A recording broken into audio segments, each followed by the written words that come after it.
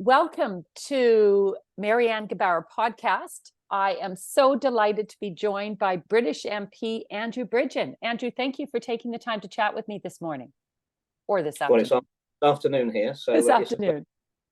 So for those of you who don't know Andrew, I feel like everyone in the world knows you, Andrew, because you're a very famous MP in the Northwest Leicestershire since 2010, successful businessman, but expelled from the Conservative Party this year for speaking out on truth. And I think everyone in the world admires, well, I shouldn't say we all admire, but at least we know what you've done because you've been extraordinary in speaking out. So thank you for that. There's so many topics I want to touch on today. Where should we start? What do you think is the most pressing issue in the UK right now? Well, I would give those who are going against the narrative and doing their own research that before I was expelled from the Conservative Party, a party grandee who's very well known, clearly authorised by the party. I had a meeting with him in his office for an hour, explained my concerns around the vaccines and other issues, including the midazolam and morphine, which would have been remdesivir treatments for the elderly in your countries. And at the end of that hour, he didn't dismiss anything I had said, but his comment was that there is currently no political appetite, Andrew, for your views on the vaccines. There may well be in 20 years' time, and you're probably going to be proven right. In the meantime, you need to bear in mind that you're taking on the most powerful vested interest in the world with all the personal risk for you that will entail. And at that point, I walked out of the room. Well, you are well known for exposing scandals. Some of the famous ones are the postmaster scandal, which I want to go into. If you can share a little bit more of that cover up and your involvement in that, and also the garment industry, exposing modern slavery and labor abuse in the UK. So you are used to being in this position, I guess, but bring us up to speed a little bit on the postmaster scandal, very shortly, because there's so many current things to talk about, but this gives an idea. I would say that I came into Parliament to represent my home area of Northwest Leicestershire. I took the seat from the Labour Party, and I came into Parliament to try and do what I thought was the right things for my constituents in the country. And I've spent most of my time, 13 years on the government benches until now, trying to stop bad things being inflicted on the country by my, at the time, own government. And people will say, well, stopping bad and doing good, they're pretty much the same. But it's not as satisfying, is it? Stopping bad things happening when we should have been doing good things. And yeah, I've spoken out on a number of issues. And within a week of being elected, I was presented with casework from what I thought were two elderly constituents of mine who'd been convicted of fraud, having previously had a blemishless criminal career. They had no criminal record. They'd been sub-postmasters for decades, and they'd been convicted of fraud. And they came up with a story, and I couldn't think there was anything in it for them to rake it all up unless they were telling me the truth, and they seemed very truthful. So I spoke to a few other colleagues in the House of Commons and said, has anybody else had people who were previously of unblemished character accused and convicted of theft from the post office recently? And mysteriously, quite a few people had. And we formed a little group, and then we started investigating. Well, I managed to get a friend of mine. We had meetings with the post office, who claimed their software system that ran the accounts were perfect, a Rolls-Royce system. And I managed to ambush the post office and get them to agree that because they had a perfect system, they wouldn't have a problem with us putting a forensic accountant in to check it out. And I managed to get a friend of mine in as the forensic accountant who was uncorruptible. So it wasn't your KPMGs or anything. It was a small boutique forensic accountancy team at a company called Second Sight. And my friend was Ron Warmington. It was the last job he'd ever do. He would do a good job, I knew. And with him, he uncovered lots of things that went right. But unfortunately, the government made the post office pay for the investigator. I told the government, if you do that, the moment they find anything, they're going to try and shut the investigation down, because that's the nature of the beast. And of course they did. The post office were redacting reports that were due to come to the MPs. I mean, thankfully, Ron leaked me the unredacted reports, and then the post office tried to take him to court for breach of contract for releasing the truth about a scandal of a cover-up. They were covering up the cover-up. And certainly within 12 months of investigating, I knew they were innocent. The 736 convictions. It was actually the computer system that was glitching a lot. And Fujitsu, the people who maintain the computer system, were manually altering accounts in postmasters' computers without them realizing. And they were doing thousands every day. And of course, human nature being what it is, occasionally they made a mistake and pressed the wrong key. And that then would result in a huge deficit, which wasn't down to the sub-postmaster. They went to court. The post office has, well, at the time had prosecution powers, which means they could put anybody into court without going to the police or the Crown Prosecution Service. They just issued court papers, and it was the Crown versus Mr. Smith, the sub-postmaster. A barrister always stood up in court and said the system's perfect. Any losses must be theft from the post office, and no one can alter those computers without the sub-postmaster knowing about it. Well, we proved that wasn't true. So every case was unsafe to start with because that was false evidence. And certainly after 2 years, 2.5 years, 3 years, I had the proof that they were all innocent. And yet the government, they knew, the post office knew, but through litigation and checkbook litigation, because it was the postmasters versus the state, effectively, because the post office is owned by the government, they dragged it out for another 7 years. And what's really interesting is the response of the mainstream media, that I had all this proof that all these convictions, and it was going to be the biggest miscarriage of justice in UK history by number. They were all innocent. And not one TV station or newspaper would take the story, and I present it to them every few weeks and offered it to them and said, this is the story of the decade. This is going to be big. And they refused to cover it until it all broke about 9 years later. So this is exactly the same as the response I'm getting about the vaccine harms and the excess deaths. It's no different. Has any legacy media touched the story of the excess deaths or vaccine injuries yet? Well, there's numerous stories saying that having a hot shower can cause you to have heart attacks. Too much sun, too hot, too cold.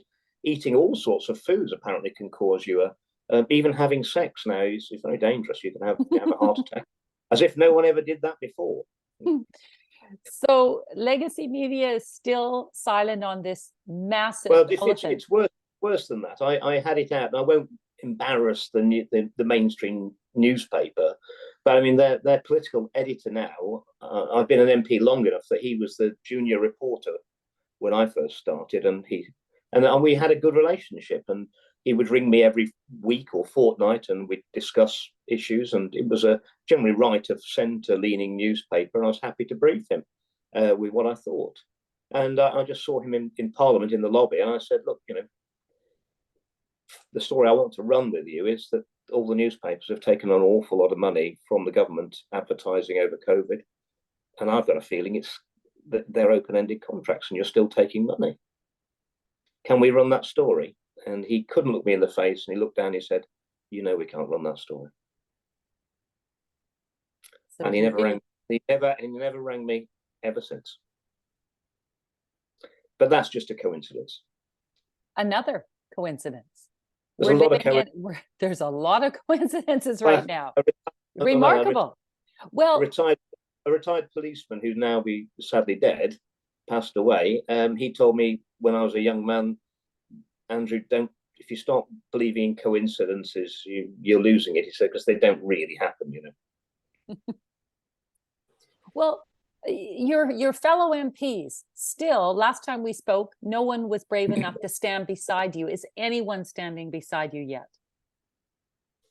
Esther McVeigh, the MP for Tatton, she has spoken out during recess, but not in the chamber. And she has said that she's leading an all-party parliamentary group on pandemic recovery, and she's basically saying that in her view and her group's view now, that the vaccines cause more harm than good. Okay, this is progress. She's only spoken out once, so I'm sure that someone's had a word with her. What I will tell you is that a very senior minister, and we're back in Parliament next week. We've had 6 weeks recess. The last week before we recessed, a very senior minister, she came up to me again on one-on-one in the lobby and said that I should be aware that her sister had taken the Moderna booster and was now paralysed from the neck down with Guillain-Barré syndrome. And I said, well, of course you're going to speak out then, aren't you? And she said no, that her sister didn't want any publicity and they thought that they could probably get her to walk again. I said, well, you don't have to name names. You know, don't you? And then she said, I'm not speaking out. So why she told me, to encourage me to speak out, I don't know. It's peculiar. It's peculiar that she would approach you, but then also coupled with the fact that she also will not stand up. So what do they have on her? What do you suspect are the threats being made? Oh, well, I think 75% of what's been done to me is to scare the others, and it's worked so far. Yeah. I think given the shift in public opinion over the last 10, 11 months since I first spoke out, I know that my name and the issues I've been raising have been in the top 5 in the inbox of all MPs in Parliament, and they're not going away. And I think that pressure is going to become irresistible for them, especially as we get nearer and nearer to a general election. I think I said in a speech at the European Parliament a few months ago that when the public are scared of the politicians, it's tyranny, and when the politicians are scared of the people, that's democracy. Well, the time when they're most scared is when they've got to face an election. But I mean, there's a lot of colleagues from the House of Commons there standing down. A lot of standing there, running away. Well, it should be very interesting. I just admire your brevity, and we need more characters with integrity like you. But people are short on how would they say? Well, long on cowardice. It seems. Well, they said to me they did actually say to me in the media. They said, "Why are you willing to sacrifice your political career and die on the hill of vaccine harms, of all the issues?" I said, well, that's the hill you're killing my people on. Yeah, good answer. Well, on another issue that I'm seeing in the media a lot right now is the ultra low emission zone in Greater London. And the whole world is watching this because I do think you're being used as an example to the world. Well, you're a prototype, really. What they're launching in London right now is despicable. Do you want to speak to that, the ULEZ program, and how many people are affected? Give us an update on that. Well, we've had a low emission zone in central London, and the idea of that was to keep unnecessary traffic from central London, which is a busy place, and through road charging, get them to go round. It was only a small area relative in the centre of London. However, Mayor Sadiq Khan has now extended that to the whole of Greater London, into quite leafy suburbs and countryside, effectively. And there's a great picture on my Twitter from a couple of weeks ago when they were putting their first cameras in, and some poor people on a cul-de-sac have got it halfway up the cul-de-sac, so there actually is no way for them to have. They're not in the ULEZ zone, but there's no way for them to take their car off the drive without paying £12.50 every single time they go off their drive. I mean, this is just insane. It is an absolute money grab. There's only about, out of hundreds and hundreds of test sites in London and Greater London, there is only about 4 that are moderate for air pollution. The rest are all good. It is absolutely about taxing people off the road and getting money in. Yeah. And it's not just the Labour Party through Sadiq Khan that's doing this. I mean, I've produced a letter from Grant Shapps, who's just been made the Defence Secretary today, but he was the Transport Secretary at the time, And he, in 2020, he told Khan, when Khan said, you know, I've got no money for transport for London to fund that because of the lockdowns. And Grant Shapps' answer was extend the ULEZ and get the money in. So he was told by the Conservative government to do exactly what he's doing. But now, obviously, everyone wants to distance themselves from it and say, oh, it's unpopular, politically unpopular. Well, that may be the case because it's completely unjust. And what's really interesting that probably your listeners across the Atlantic won't realise is that they've been around and tested all this air, and we haven't got a problem in London. In fact, it's every year after year, the air pollution in London is going down, and that's pollution from all sources, not just from clearly motor vehicles. We've only actually had one recorded death in 20 years in the capital where there was any mention of air pollution as being the cause of death. And obviously that's not necessarily to do with pollution from cars, because there is industrial pollution as well. But ingeniously, some people got the testing equipment, and where it was reading above ground in the centre of London, 1 or 2 parts, maybe 3 parts per square metre of pollution, they took the same measuring devices down onto the underground and found 150 parts per square metre to 250 parts, which would be clearly under all the health guidelines, very damaging for health. And he's not doing anything about the pollution on the underground and the bad air. And of course, if he prices people off the roads in the cars, which aren't causing that much pollution, he'll force them onto the underground, which is unhealthy. Well, the irony isn't the irony of that.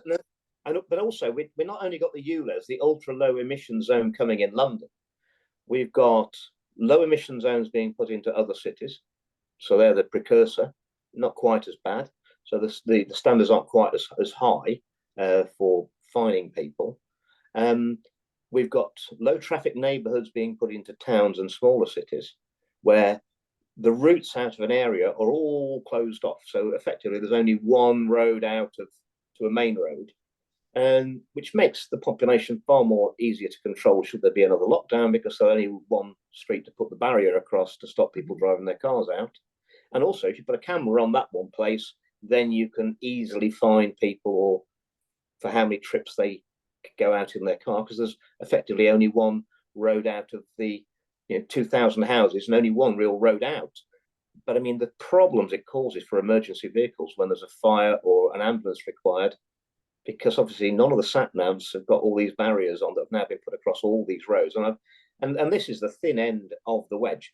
There is some light in the tunnel, and we are relying on Scottish law, but Glasgow have brought in a low emission zone, and someone's legally challenged it quite rightly on the basis that there is no bad air in Glasgow at all. So there is no grounds for bringing this in, because it's a solution looking for a problem. Yes. And if they win in court, they will have to take all the cameras down because they'll have no reason to have them, and everyone will have to be repaid all the fines. Now, wouldn't that be a strike back? Wouldn't it? Clearly, if the whole city already had air that was qualified as good, and London is nearly that anyway, there won't be anywhere worse than London, I don't think. There is no grounds for any of this. Yes. And what Mayor Sadiq Khan should be doing is cleaning out and putting some better ventilation into the underground system. Yes. Fascinating. Well, so the goal here has nothing really to do with pollution.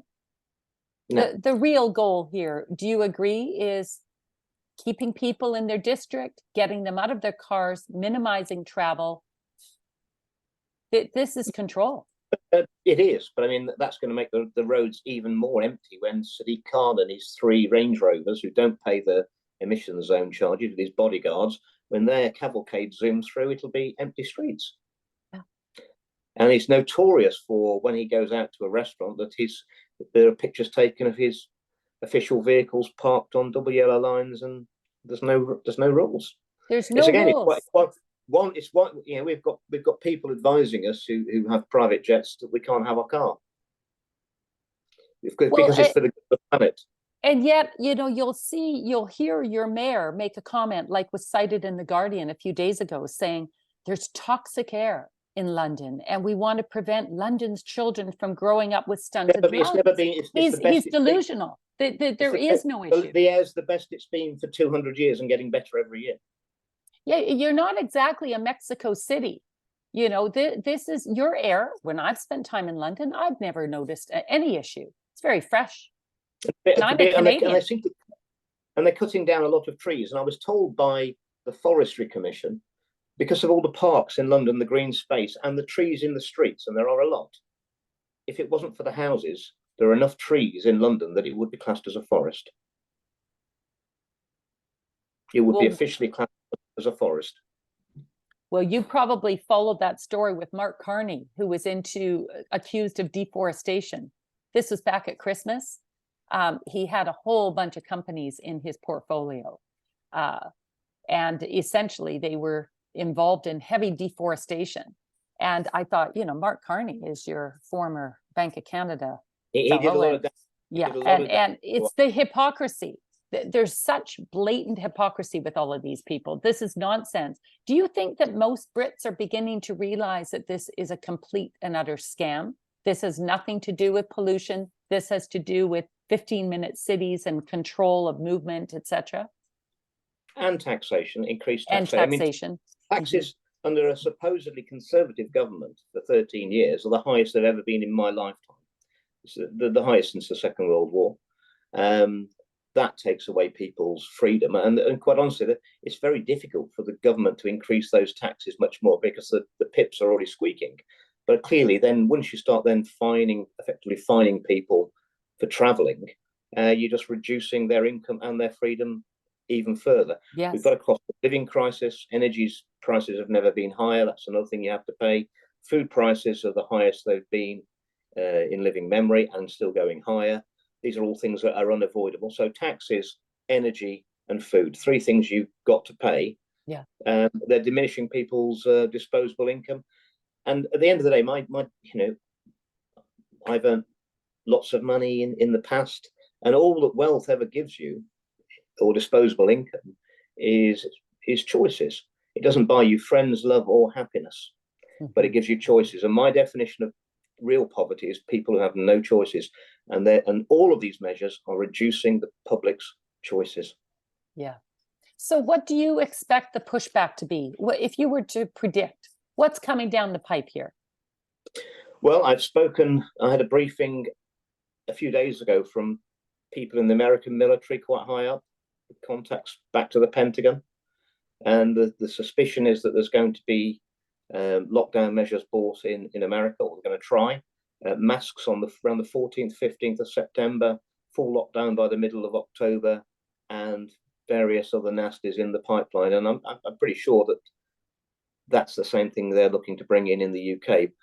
The public are not going to wear this, quite honestly. They're not going to wear this again, not for an Omicron variant, which the new variants are. They're all from Omicron.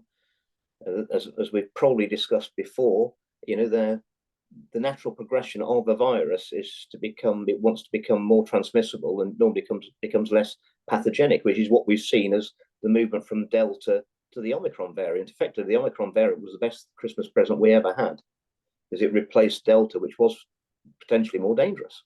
And everything from here is pretty mild. I mean, it's a cold for most people. The overwhelming population, it's a cold. There's no danger to young people, healthy young people, or healthy people at all. The average age of death is 83. I mean, that's actually a year longer than normal mortality in the UK. And I'm afraid, given what's been going on, it's falling. Well, I had lunch with a couple of doctors yesterday, and their view on what is coming down the pipe is that they said people who are vaccinated have compromised immunity. So when the new coronavirus, no matter what it is, comes around, they are going to feel the effects of that. And then the government will spin it that this is a new dangerous variety, and those who are vaccinated better go get their new booster. When in reality, the vaccinated are compromised, and they will go get a new booster because they're feeling as though something has really hit them that's dangerous. Meanwhile, the unvaccinated are feeling fine. Absolutely. So And that I think they're targeting the vaccinated with this new booster. Well, that all fits exactly with the much publicized Cleveland, Ohio hospital data, doesn't it?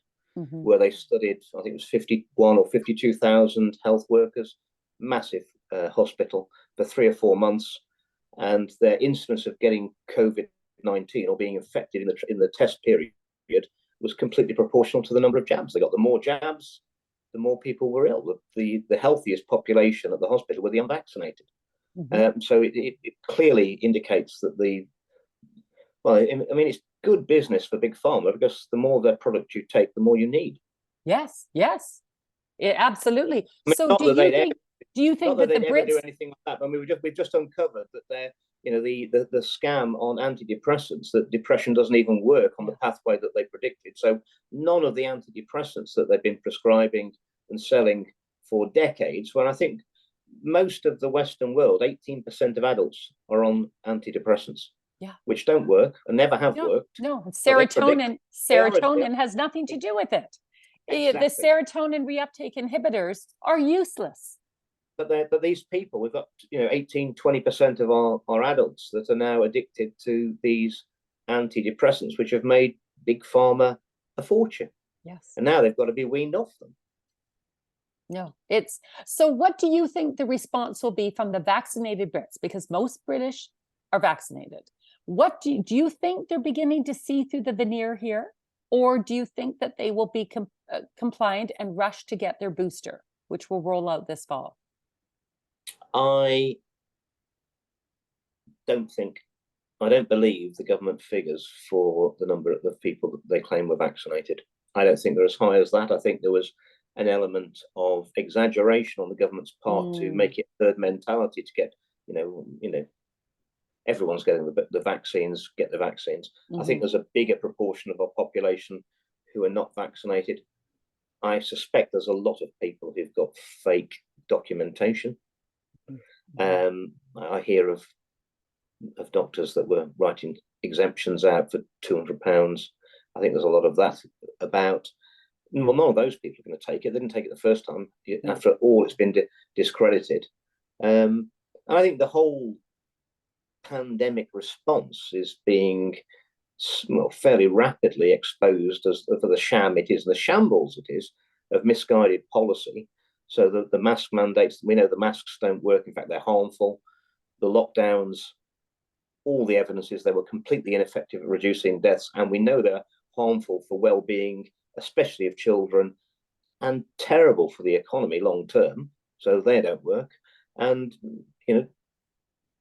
I would say that 80% of people in the UK now know there's something wrong with the vaccines, and they're not actually safe. And they certainly can't be effective because they don't stop transmission or contracting the virus. They're not really vaccines, are they? Mm-hmm. They're just a gene therapy. So I think there'll be huge reluctance to take any more of that.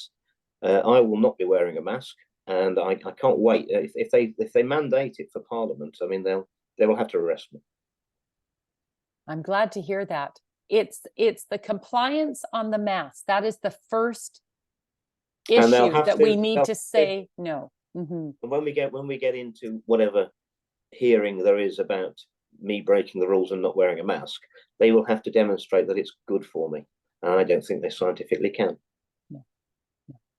Not only do they help, they do not help you, but also the carbon dioxide can't be good for the brain. I hate wearing them. They make me feel terribly uncomfortable. Absolutely, they give me a headache. I can't wear them. So and they're very, very, very bad for children. Very bad. So I'm really delighted to hear your optimism. I suspect that this could be a big flop in the UK, because my sense when I was there in June is that the Brits are talking. They're back in the pubs, they're sharing stories, and they're getting angry. Well, you've got to remember, Marianne, that there might be 650 MPs, most of which appear to at least publicly be in denial of the science and the facts, and probably 850 members of the House of Lords. But there are 4,000 real people who work in Parliament. They are the cooks, the cleaners, the security guards, the clerks, the police, and they all know. I mean, 80% of them have spoken to me privately over the last 10 months and said, keep going, you're absolutely on them. When I've got black ladies who I've never spoken to before, who are cleaners in the House of Commons, coming up to me and whispering in my ear that everyone in the prayer group's praying for you, we can't lose. No. You're a man of the people at this point. When you were turfed out of Parliament earlier this year, you mentioned that you got a phone call from someone. I found that quite fascinating. Do you want to share that? Well, I wasn't turfed out of Parliament. I was turfed out of the Conservative Party. Sorry, yes. Parliament.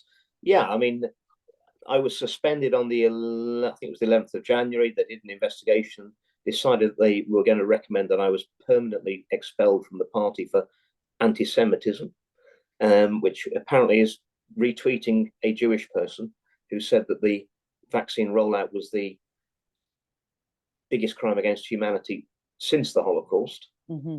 I think we're all coming around to the idea it's probably worse than the Holocaust now. Yeah. That apparently was anti-Semitic, and I was thrown out of the party summarily. I was given 28 days to appeal, and I would have appealed and said, this is just not tenable to say that there's it's not, I'm not saying it's more than the Holocaust. I'm using the Holocaust as a timeline and saying, since, and I'm in my statement, effectively retweeting, you own it. So I'm saying that the Holocaust was the worst crime against humanity. Well, the party then said to me, you can have 28 days to appeal, but there can't be any appeal if anything about the investigation comes out. So I said, okay. And then they leaked it out to the press that after 2 weeks, that I'd been expelled, because I'd sent my papers in, which were asking them a lot of questions about how they'd done this investigation into me and how they came to any of these conclusions. They didn't like that, so they didn't want to go to an appeal, so they leaked it, which meant I couldn't appeal. My appeal fell. And what was interesting was that, they do say in politics, if you want a friend, get yourself a dog. But I mean, I've served in that parliament for over 13 years, 4 general election victories, and I thought I had some friends in that place. Not one of my colleagues texted me or rang me when the news came out that I'd been permanently expelled. But within an hour, I got a lovely personal phone call on my mobile from the presidential candidate, Robert Kennedy Jr. That speaks volumes. That speaks volumes. And he said that he thought it was disgraceful what they'd done to me, and he thought I was, very courageous. And he said he would endorse me and support me, and he has done. And we're not necessarily always politically aligned, but we're not in the politics of right and left anymore. This is the politics of right and wrong, and it's so wrong. There's no difference between the Labour Party and the Conservative Party in the UK or any of the other major parties. They all agree on the lockdowns, the vaccines, the mandates. They all agree on net zero, which is the next scam that they're terrifying the people with, and they agree, secretly, that they might try and play a bit of pantomime, but they all agree on removing the car use. So I'm afraid all those horses are in the same stable. Exactly. This is not I agree with you. This is not a political issue. It's fundamentally right versus wrong, good versus evil. When you speak to people who are still buying the narrative of a climate crisis, how do you respond to that? Because this is what we're up against in Canada. The vast majority of people believe we're in a real crunch time. The younger generations have had the full propaganda through our education system, which is effectively political indoctrination. And it is the same narrative, and it's the same people behind it, and the same people are ultimately profiting from it. So whenever anyone says to you about science that the narrative is settled, that is just not the way science works. Everything has to be open for challenge, and theories, however excellent, need to be refined. As I think it was Einstein that said, when the evidence changes, I change my mind. What do you do? Well, I mean, science is never fixed. It's never fixed. So whenever they tell you, it's a global issue and the only solution is a global problem and the science is fixed, I think the alarm bell should just start ringing, because that isn't the way anything works. And we can't debate. I spoke out against it.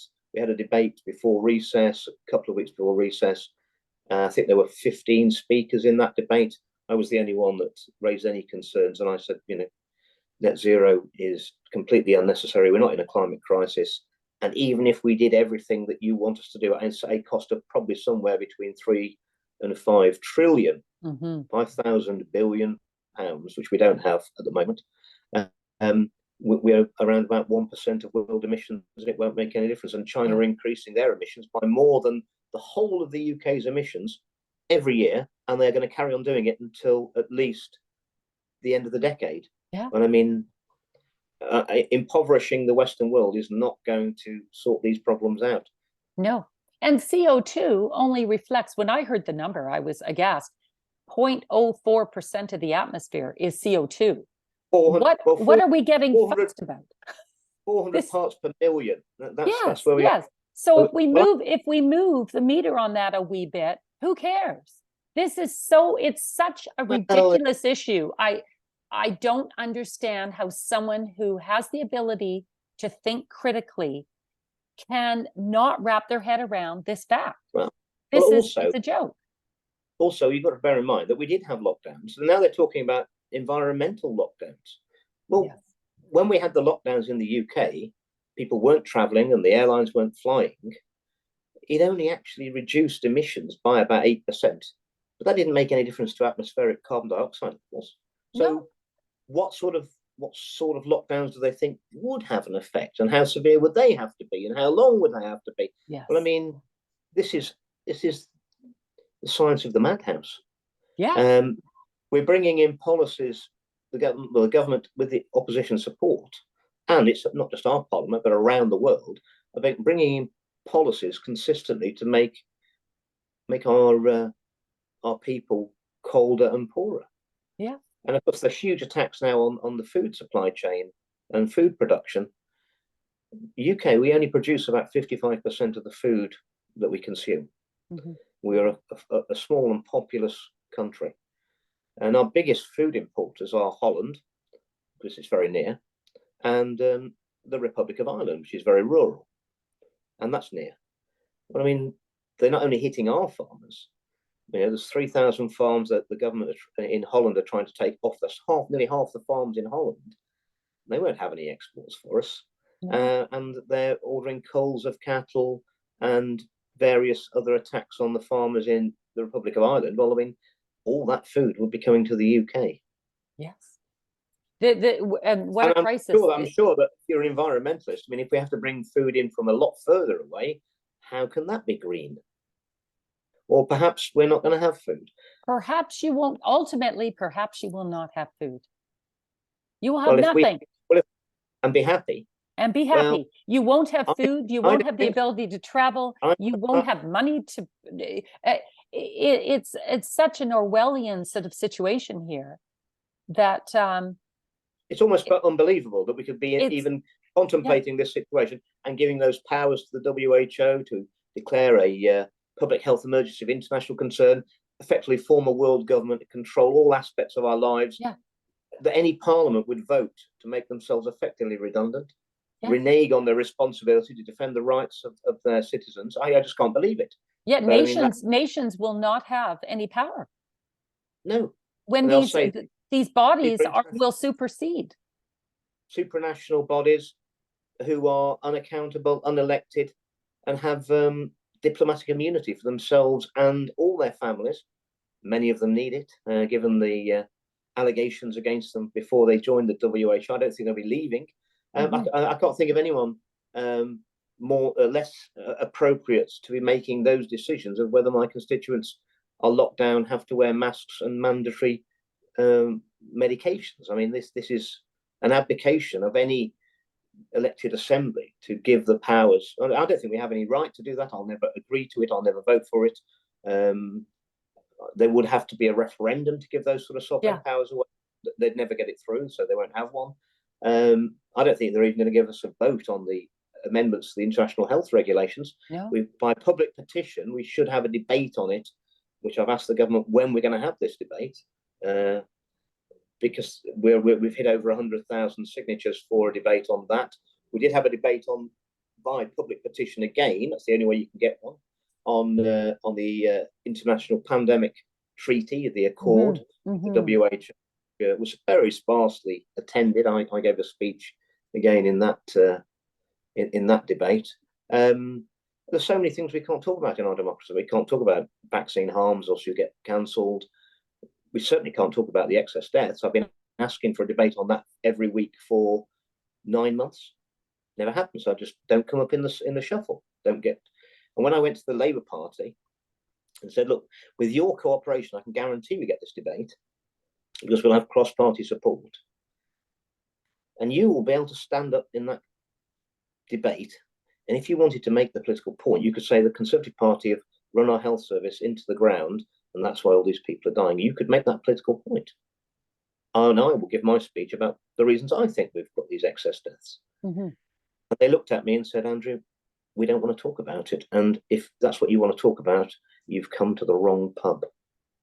So when the Labour Party don't want to score political points against the government on something like excess deaths, something which is affecting my constituency and every community across our land and across areas of the world that were heavily vaccinated, there's something seriously wrong with our democracy. And it really gets to me because the symbol of our parliament in the UK is a portcullis, and it is the last defence of the castle.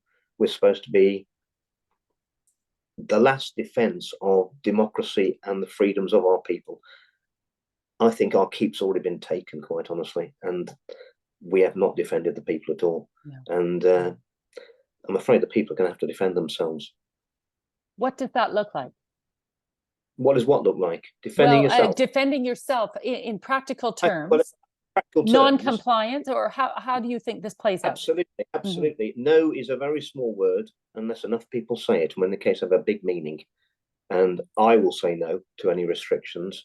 I will go to Parliament, even if they declare that, we've got to do it all remotely. I'm going to go to Parliament. I'm not going to wear a mask.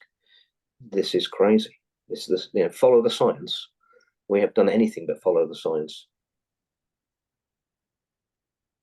Well, I think this is a good place to end. I think that is it's like a battle cry. I like your comment about the word no being the smallest word, but perhaps the most important word in the English vocabulary.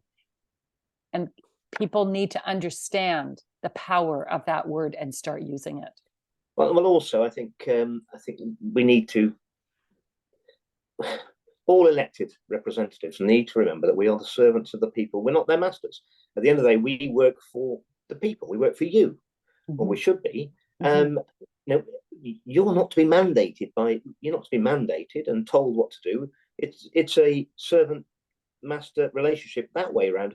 I'm the people's employee. Yeah, and how we've got to a situation where we're dictating to the people what they're going to do when we're supposed to be in a democracy, it is beyond me, quite honestly. I mean, not how it is. And we are not living in any of our Western countries. There is no democracy. I come this back is to a tier. Yeah. What I said at the European Parliament, which actually got a standing ovation, which wasn't on my bucket list as a Brexiteer, and helped us to get us out of the European Union. But I mean, on that is this issue, which is so important.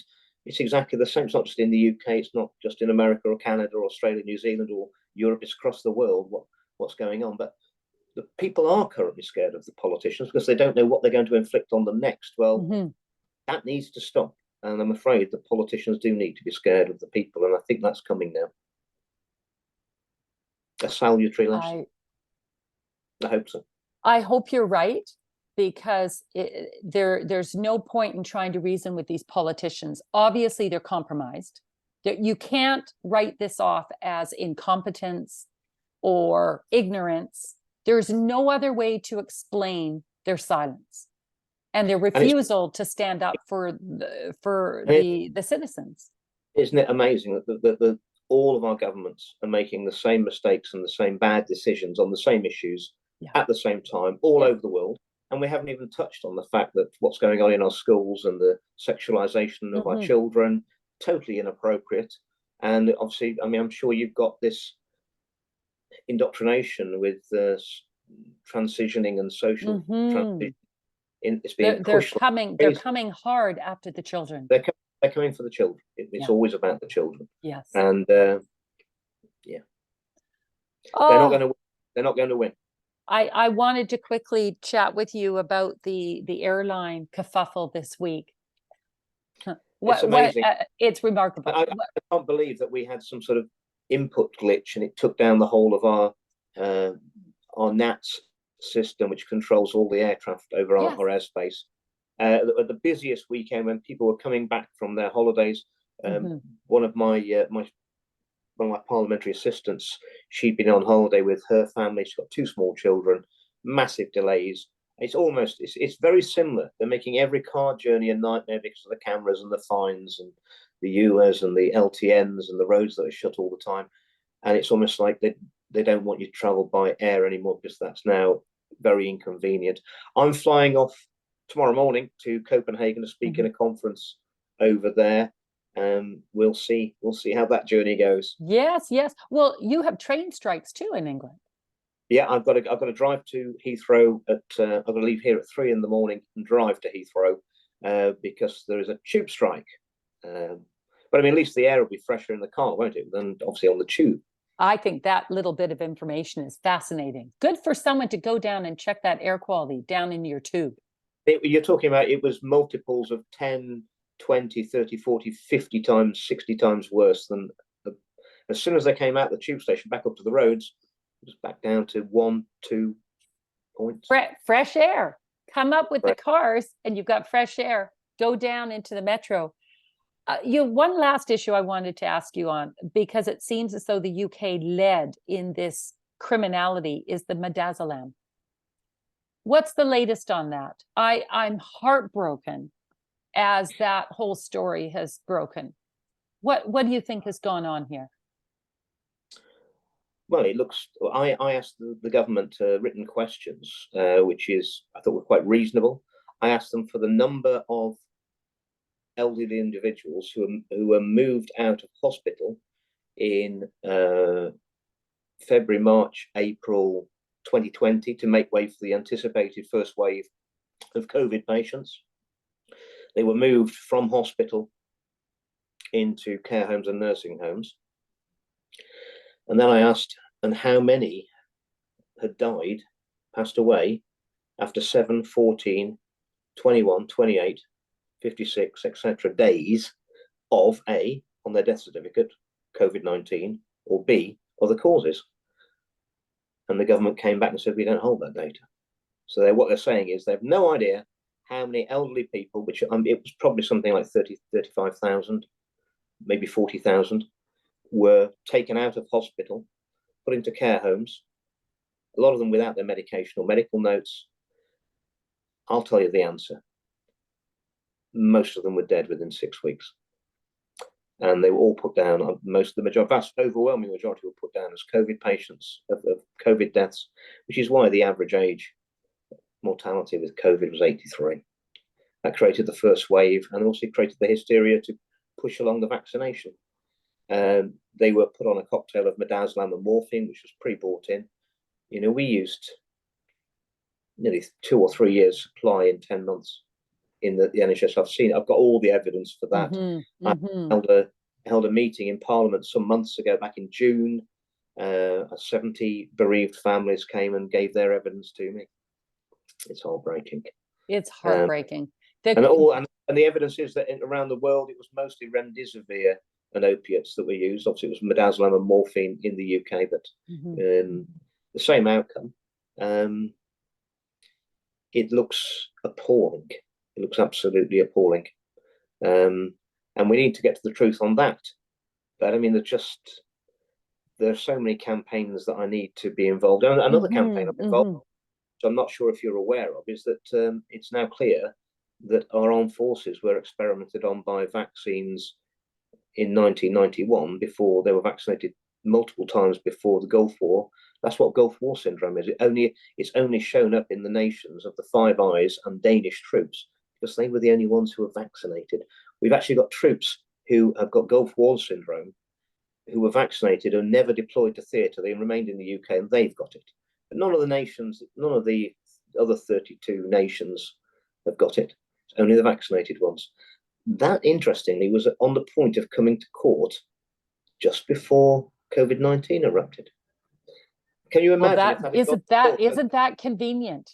Isn't that, it's so despicable that you've got your youngest, your military set being used as lab rats.